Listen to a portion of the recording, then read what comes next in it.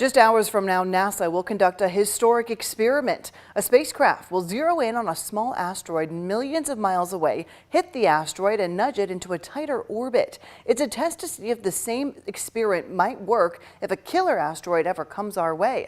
ABC's Rena Roy has more.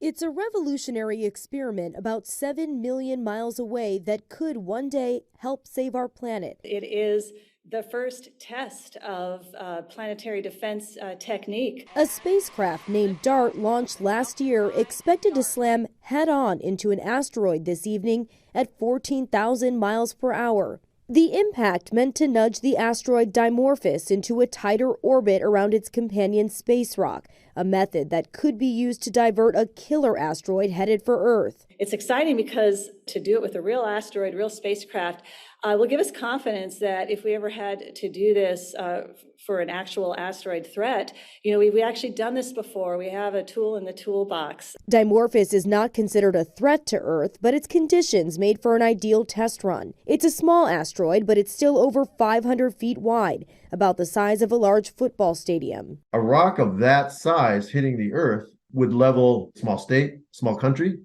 And asteroids have struck Earth. In 1908, a small asteroid hitting a forested area in Siberia, and in 2013 in Russia. We had a smaller asteroid, just 19 meters across, streak above the city of Chelyabinsk in Russia, missed the city, but it did come close and put about 1,500 people in the hospital, collapsed a number of buildings, broke nearly every window in the city. A direct hit would have leveled the city. Thankfully, so far, nothing recent enough that it really has a large impact on our civilization, but it could happen.